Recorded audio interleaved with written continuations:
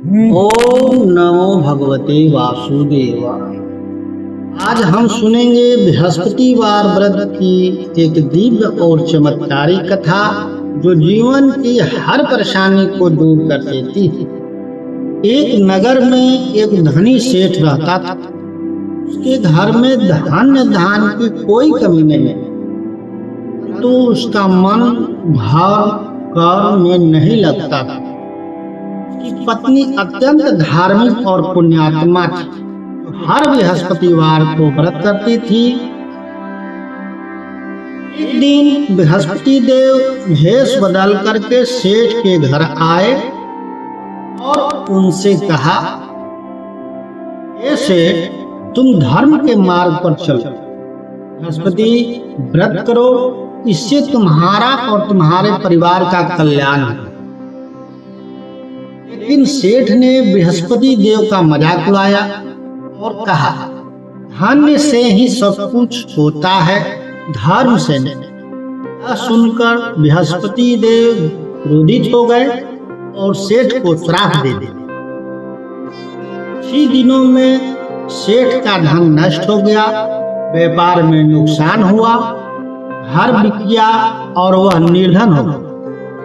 अब उसे और उसकी पत्नी को दूसरों के घर काम करना पड़ा। उसकी पत्नी ने अभी बृहस्पति व्रत नहीं छोड़ा था।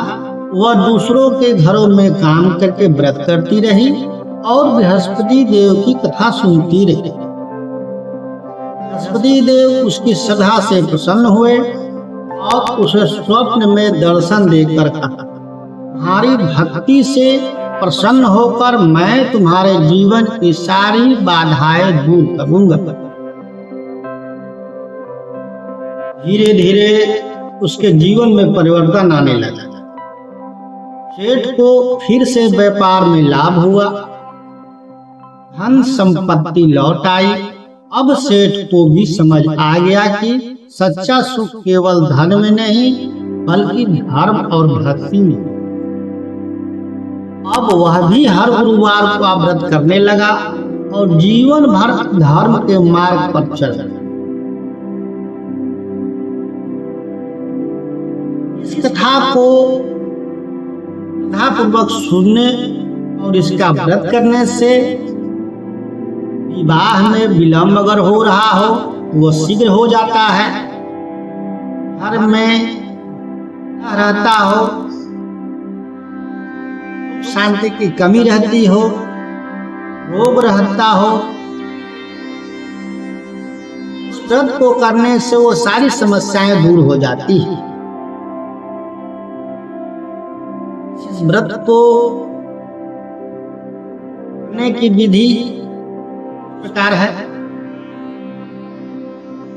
सबसे पहले आप सुबह स्नान कर पीला वस्त्र धारण करें।